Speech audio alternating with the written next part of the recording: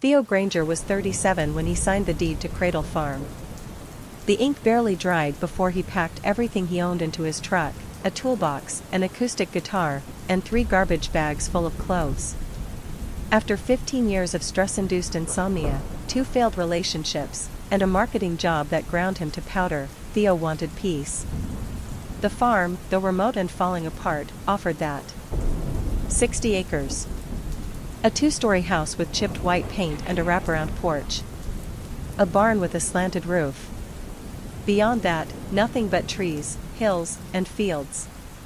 He arrived on a warm July afternoon. Crickets buzzed in the grass, and the air smelled like hay and rust. The driveway, thick with gravel and weeds, led him through a gate that hung half off its hinges. The house looked tired, but not threatening. Inside, the place was musty. Spiderwebs clung to the corners of every room. A single, rusted chandelier hung in the living room. The kitchen counters were warped. But the floors were solid, and there was something comforting about the old wallpaper peeling at the edges. Like the house had memories, even if they weren't his. At the local general store, he met a man behind the counter with sun-leathered skin and cloudy eyes. "You're up at Cradle?" the man asked. "Yeah," Theo said. "Trying to fix it up. Gonna turn the place around." The man grunted. "Lot of folks tried." Theo smiled awkwardly. "They all give up?" The man paused. "They all left. But I don't think they gave up." Theo shifted. "What do you mean?" The man rang up Theo's supplies. "They just stopped showing up. One day, their trucks would still be there. House locked. But no sign of them. Runaways? Maybe. Or maybe they heard what the fields were whispering. Theo chuckled. "Right. Ghost corn." The man didn't laugh.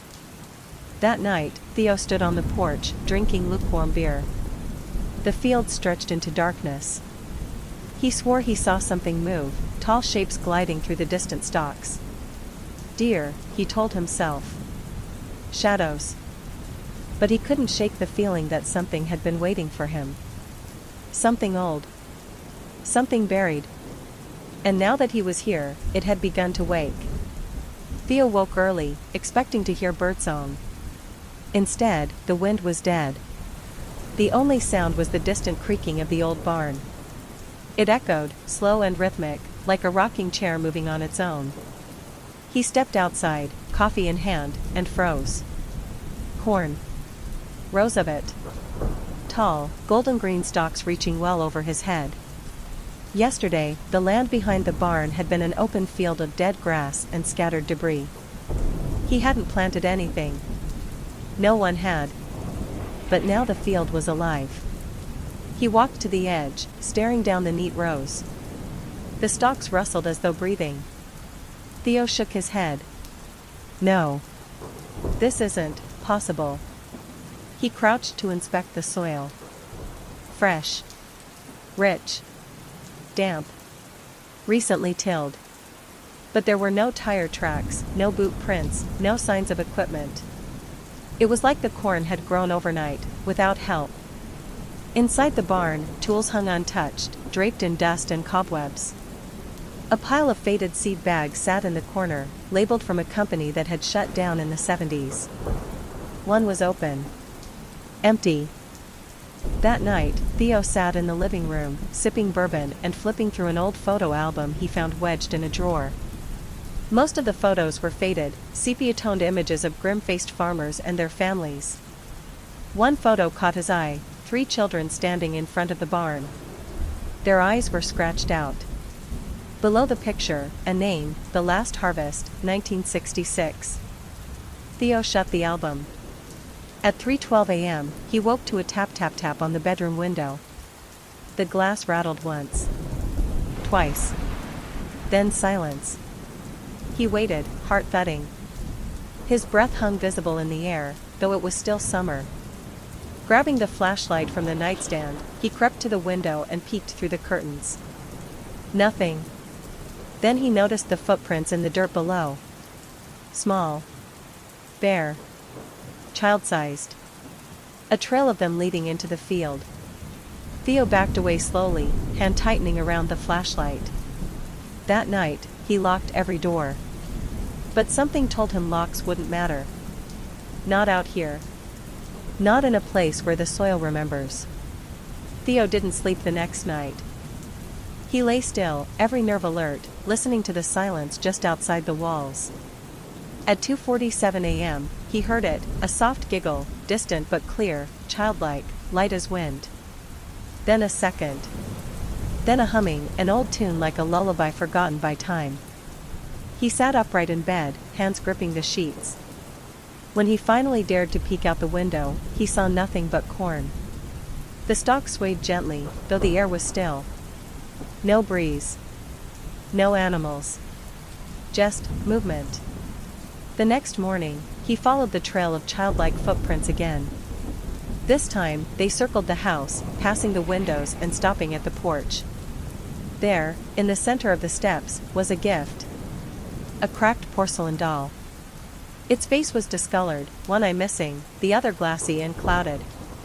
A chunk of hair was torn out, and the cloth body had a name stitched across the chest, Elsie. Theo dropped it. That afternoon, he tried to get cell service, nothing but static. No bars. Not even emergency signals. He drove into town, only to find it changed. The roads were cracked. The gas station was boarded up. No cars. No lights. No people. At the general store, the bell above the door didn't ring. It had been torn off. Inside, the shelves were covered in dust, and half the stock was gone. As if it had been abandoned months ago. But Theo had been here just 2 days ago. Hadn't he? Something in the back of the store shifted. He called out, "Hello," and received only silence. Then, from behind a shelf, something peered out. A face. Small. Pale. Smiling. He blinked, and it was gone. He didn't go deeper. He ran. Back at the farm, the sun was setting, painting the sky orange and blood red. Theo watched from the porch as the cornfield seemed to lean in closer, the stalks bending toward the house unnaturally. And then, between 2 rows, he saw them. 3 children. Holding hands. Standing perfectly still. They watched him. Theo stepped back inside and slammed the door. As darkness fell, the house creaked like it was settling into something ancient. And far off in the field, the lullaby began again. Theo was losing time. The next morning, he awoke on the floor of the living room with no memory of falling asleep there. The front door was ajar, the lock snapped clean off. Outside, the sky was a dull slate gray, though it hadn't rained. His boots were caked in dirt. When he looked in the mirror, there were scratches on his arms, long, thin lines like vines had wrapped around him in the night. He stumbled outside, blinking against the heavy air. The corn had grown again. Now it loomed higher than before, at least 10 feet tall. Thick, too. The rows were tighter, twisted, the stalks darker than corn should be, more like bruised skin than husks. He called out, "Hello?" No response. Just the corn, shivering though the wind was still. Theo grabbed a machete from the barn and stepped between the rows, determined to find the source of it all. The corn whispered as he moved, not rustled, whispered. As if the plants were sharing secrets about him. Halfway through the field, he stopped. Something was growing in the dirt. Not corn. Something else. It looked like teeth. Rows and rows of tiny, pale, human teeth, sprouting from the soil like seeds gone wrong. He stumbled back, gagging. Behind him, the stalks shifted. A shadow moved quickly across the row, small and low to the ground. Then came the giggling again. Closer this time. He ran, busting through the rows, clawing his way toward the house. As he emerged on the other side, he nearly screamed. A scarecrow stood at the field's edge. He hadn't seen it there before. It was tall, bent at the shoulders, with a burlap sack for a head and rusted wire for fingers. Its mouth was stitched shut with barbed twine. The body was stuffed with hay, and something dark and wet that dripped onto the ground. One of its arms was outstretched, pointing at the house. Theo backed away, whispering no. No, no, to himself. He retreated inside and locked everything. Again. That night, he didn't sleep. He just sat with the lights on, holding the machete across his lap. The scarecrow didn't move. But the corn did. It pressed against the windows now. Growing closer. Growing faster. Growing hungry. Theo tried to stay awake all night. He dozed off around 4 a.m. When he opened his eyes again, the living room walls were bleeding dirt. It sifted through the cracks in the baseboards. Fine, black soil. It smelled rich, too rich, like the soil from deep beneath a grave. Worms wriggled through it. Roots too. Roots that moved. When he opened his eyes again, the living room walls were bleeding dirt. It sifted through the cracks in the baseboards. Fine, black soil. It smelled rich, too rich, like the soil from deep beneath a grave. Worms wriggled through it. Roots too. Roots that moved. He leapt back and turned on every light in the house. They flickered. The ground outside was shivering. Literally shivering. Waves pulsed through the soil like something beneath it was breathing. In the corner of the room, the old photo album lay open. He hadn't touched it in days. The page had flipped to a new photo, the scarecrow, standing in a field of dead children's toys. All their faces were turned away. All except one, a boy, pale, empty-eyed, staring straight at the lens. In red ink beneath the photo. The sower watches. Theo slammed the book shut. He decided then, he had to leave. He didn't care what he left behind. He packed a single bag, threw it in the truck, and turned the ignition. The engine sputtered, then coughed, and died. Again. And again. Dead. He popped the hood. Nestled in the engine block were corn husks. Not jammed or stuffed in, grown into the machinery. Twisting up through the frame like veins. Then came the sound. A rustle. Not wind. Not animals. It was like cloth dragging over wood. A slow, scraping sound. Theo turned slowly. The scarecrow was now at the end of the gravel driveway.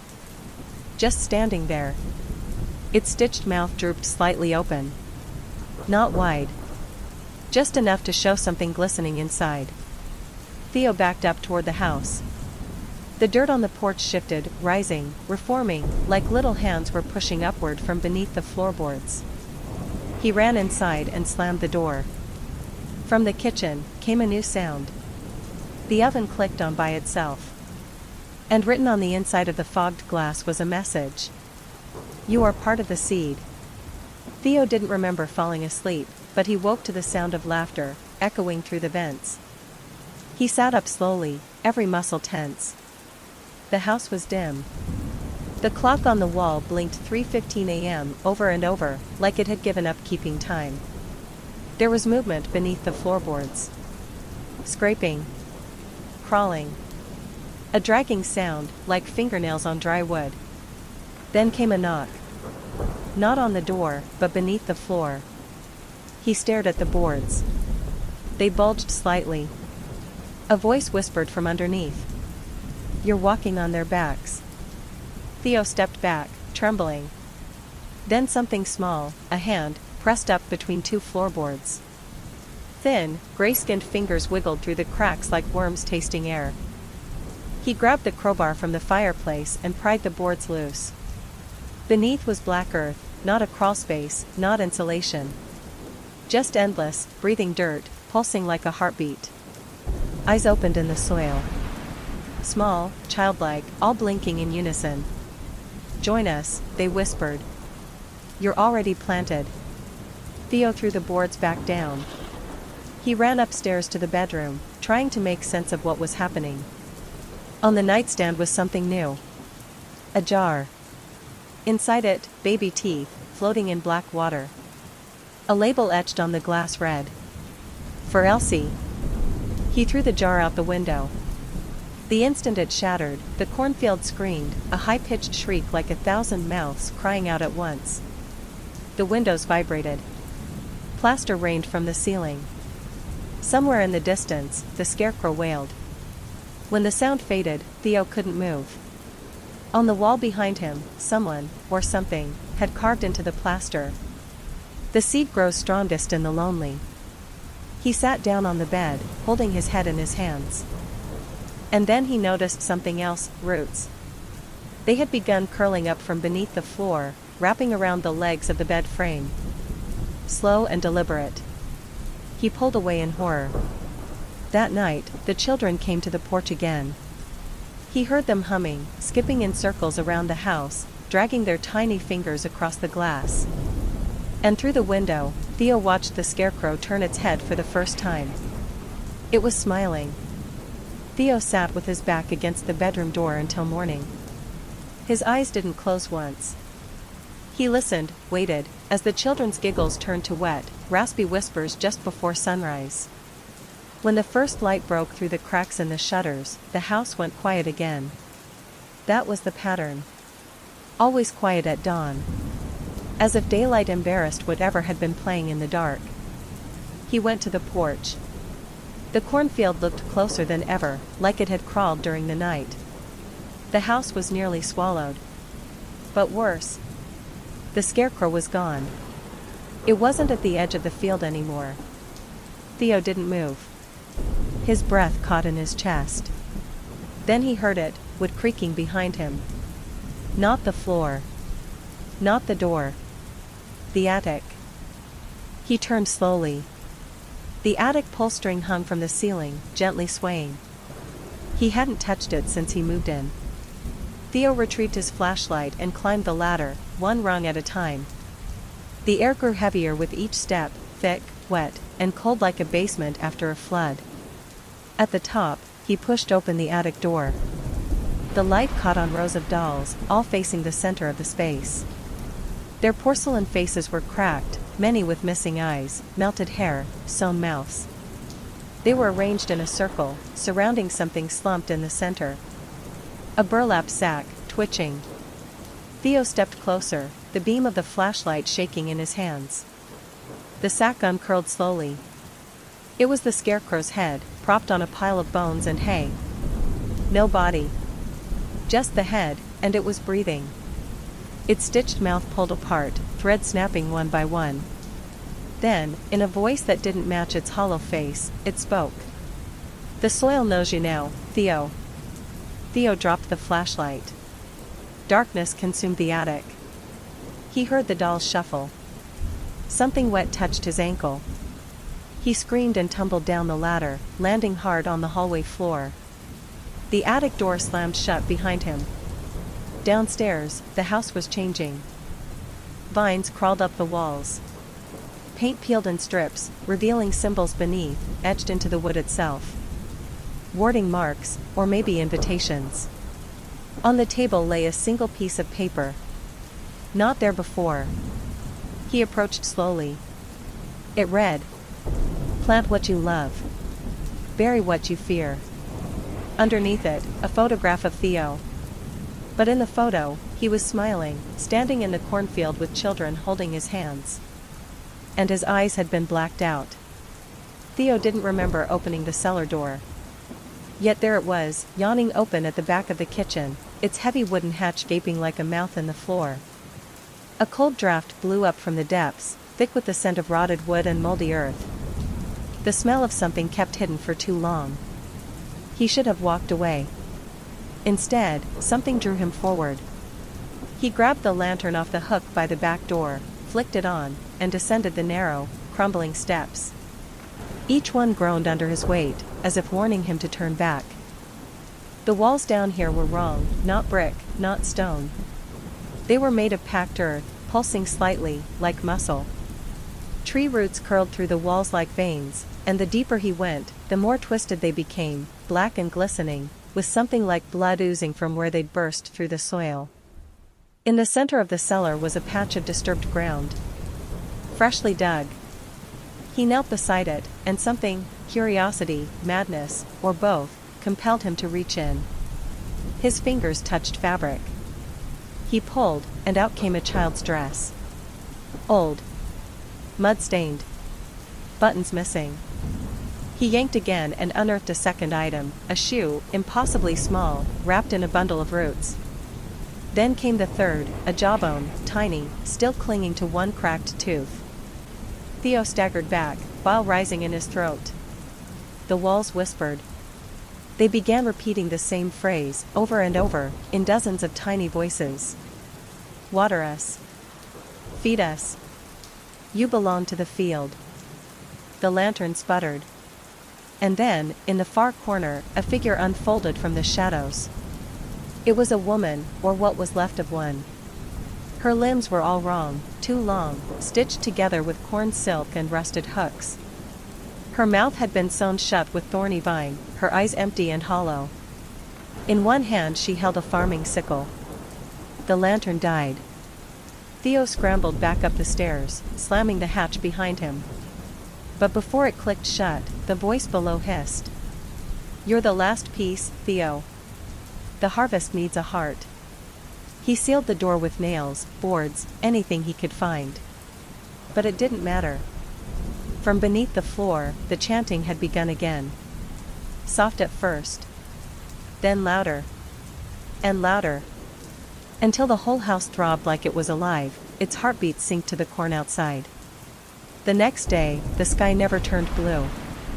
It stayed a sickly yellow-gray, thick with haze. The sun didn't rise, it simply appeared faintly, like a dying bulb behind clouds that pulsed like lungs. Theo stood on the porch, arms wrapped tightly around himself, staring at the field. The corn was now against the house. It had crept up to the windows, pressed stalk by stalk against the glass like hundreds of fingers reaching in. Theo hadn't stepped outside in hours, maybe days. Time had lost its shape. But now something moved at the edge of the field. Not the children. Something bigger. At first, he thought it was the scarecrow again. But this figure walked.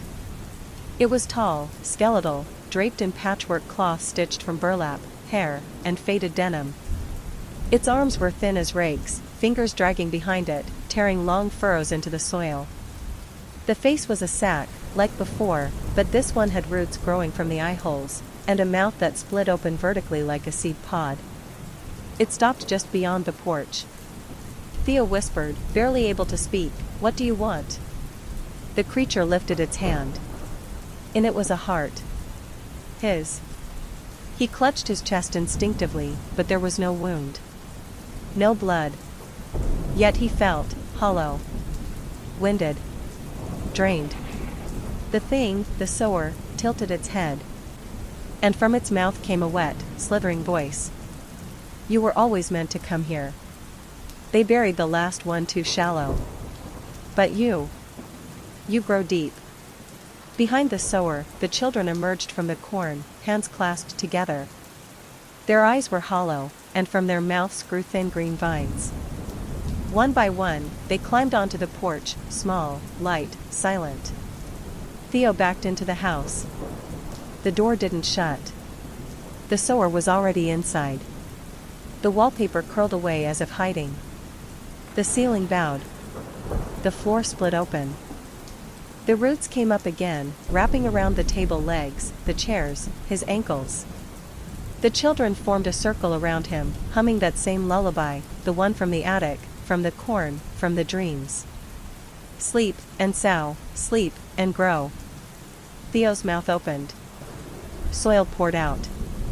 Black, rich soil filled with teeth and fingernails and tiny bones. The house began to sink. The floor buckled, folding like damp parchment. The walls melted into rows of corn, until Theo stood in a field with no end, under a sunless sky. And then, the sower stepped forward and placed a single kernel in Theo's hand. It was pulsing. Alive. Now, the sower whispered. You plant. Theo didn't remember kneeling, but the soil was already beneath his hands. The kernel in his palm throbbed like a heartbeat. Warm. Wet. Too alive. Around him, the children watched in perfect silence, no longer giggling, no longer playful. Their heads tilted in unison, eyes like hollowed seeds. Their smiles were gone.